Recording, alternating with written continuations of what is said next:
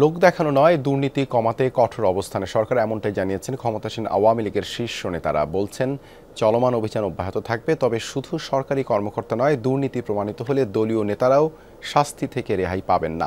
তাদের মতে দুর্নীতি প্রতিরোধে সবাইকে সমান চোখে দেখা হচ্ছে। বলেন রাজনীতিকদের মতো সরকারি কর্তাদেরও সম্পদের হিসাব প্রকাশ করা উচিত। আরও জানাচ্ছেন ভাস্কর ভাদুরী। শিয়া বাটার, অ্যালোভেরা ও ভিটামিন ই সমৃদ্ধ লিলি বিউটি সোপ। সাবেক আইজিপি বেনজির আহমেদের অঢেল সম্পদের তথ্য বের হয়ে আসার পরই নড়েচড়ে বসে সরকার। দায়িত্বশীল পদে থাকা পুলিশের সাবেক ও বর্তমান আরও কয়েকজনের দুর্নীতি নিয়েও আলোচনা চলছে। আলোড়ন তুলেছে এনবিআর সদস্য মতিউর রহমানের সম্পত্তির হিসেবেও। আমলাদের দুর্নীতির এমন তথ্যে বিব্রত ক্ষমতাসীন দল। দুর্নীতির লাগাম টানতে সংসদে কঠোর সমালোচনা করেছেন মন্ত্রী এমপিরা। দাবি জানিয়েছেন প্রতি বছর সরকারি কর্মকর্তাদের সম্পদের হিসেব নেয়ার। এরকম হাজার হাজার মতিউর এখন যারা দুর্নীতির অভিযুক্ত এরকম আছে।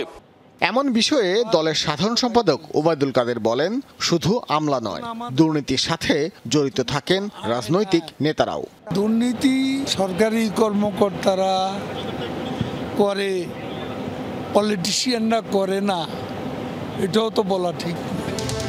আওয়ামী লীগের কেন্দ্রীয় নেতাদের মতে কোনো বিশেষ গোষ্ঠীকে উদ্দেশ্য করে নয়, অঙ্গীকার অনুযায়ী দুর্নীতি বিরোধী অভিযান অব্যাহত রেখেছে সরকার।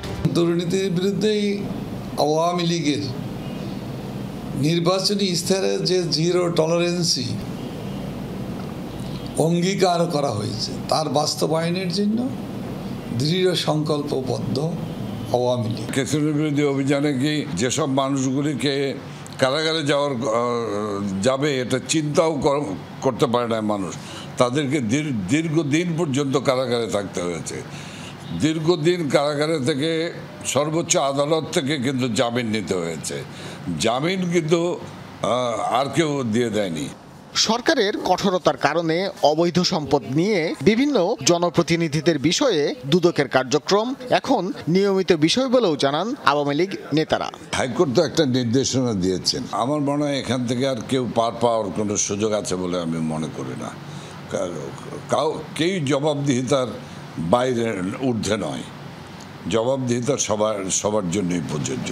এটা তো কোনো ব্যক্তিকে অথবা কোনো গোষ্ঠীকে অথবা কোনো সরকারি কর্মকর্তাকে অথবা বেসরকারি কর্মকর্তাকে অথবা কোনো সামরিক অসামরিক কাউকে তো ইঙ্গিত করে অথবা কাউকে টার্গেট করে করা হচ্ছে না।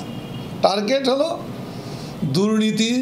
ক্ষমতাসীন দলের নেতাদের আশা, দুর্নীতি বিরোধী কার্যক্রম সফলভাবে শেষ করতে পারলে দেশব্যাপী সরকারের ভাবমূর্তি আরও উজ্জ্বল হবে।